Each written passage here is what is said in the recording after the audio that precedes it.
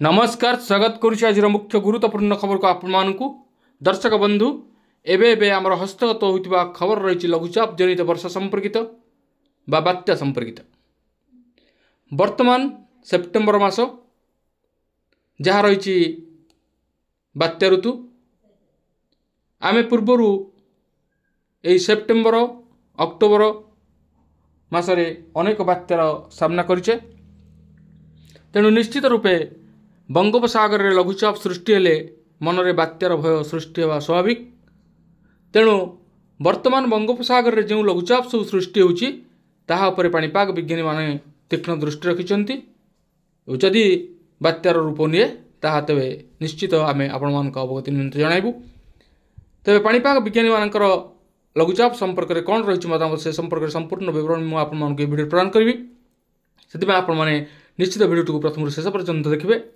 जदि वीडियो भल लगे तेज पाखे लाल बटन दबाई निश्चित सब्सक्राइब करेंगे और पाखे आसुवा बेल आइकन बजाई देवे और ऊपर आसुवा ऑल नोटिफिकेशन क्लिक करके भूलें जहाँफल एभली वीडियो सर्वप्रथम आपण निकट में पहुँच पार। तेज आसतु जाना आज पाणीपाग संपर्कित विशेष गुरुत्वपूर्ण सूचना। वर्तमान आसुची आउ एक बड़ लघुचाप घड़घड़ी सह प्रबल वर्षा नहीं विभिन्न जिला को अलर्ट जारी करिछि पाणीपाग विभाग।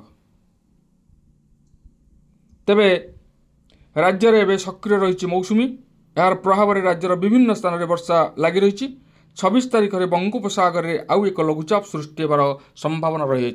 तेबे 26 तारिख बेलू जदि बंगोपसागर एक लघुचाप सृष्टि हुए तेबे यह होची मौसुमी प्रत्यावर्तन समय। तेणु मौसुमी सक्रिय रही।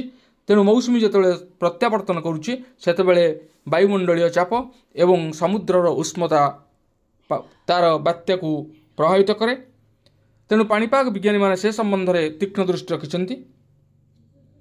तेबे एने गुरुवार सेप्टेम्बर 18 तारिख में प्रबल अति प्रबल वर्षा नहीं समस्त 14 जिला को येलो वार्निंग जारी कर अलर्ट जारी करथिबा जिला गुड़िक बिजुली घड़घड़ी सह प्रबल वर्षा और 30 ରୁ 40 किलोमीटर बेगर पवन बहिबार मध्य संभावना रही। 19 तारिख जाए राज्य में काँ भाँ वर्षा होबार संभावना रही। 20 तारिख बेलू बंगोपसागर में आउ एक घूर्णिबलय सृष्टि होबार संभावना रही। तेबे प्रोफेसर सुरेंद्रनाथ पशुपालकर आकलन अनुसार आसंता 25 किंबा 26 तारिख में उत्तर बंगोपसागर एवं संलग्न केंद्रीय बंगोपसागर में एक लघुचाप सृष्टि होबार संभावना रही। यह घनीभूत होई अवपातर रूप नेब जहाँफल 26 रु पागरे परिवर्तन आसिबो। तेबे 25 ରୁ 26 तारिख मध्य बंगोपसागर में जो लघुचाप सृष्टि होब ताहा हुए तो बात्यार रूप नहीं पारे से किसी कहीहब ना। तेणु लघुचाप सृष्टि है पर बात्यार सठिक सूचना आम पाइपर। लघुचापर रूप एवं यह क्यों स्थान में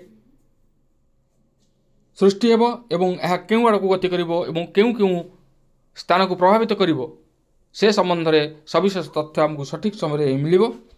तेणु पूर्वरु अनेक बात्या संबंधी मिथ्या तथ्य गुजब सोशल मीडिया रे प्रचारित होउची। आपण माने सतर्कर सहित सूचनाटी को ध्यान दियंतु एवं अजथारे भयभीत होंतु नहीं। जदि बा बात्या हुए तेबे निश्चित रूपे पूर्वरु प्रत्येक गणमाध्यम आपण मानकु जनइबो। तेणु आपण माने भयभीत न होई जेकोसी परिस्थिति आसिले मध्य तार सामना करियो को हेबो। तेबे ए थिला आजिर पाणीपाग संपर्कित बा लघुचाप संपर्कित एवं बात्या संपर्कित एक विशेष गुरुत्वपूर्ण सूचना। आज पाए पुणी देखा आगामी वीडियो रे। रहुछि धन्यवाद नमस्कार।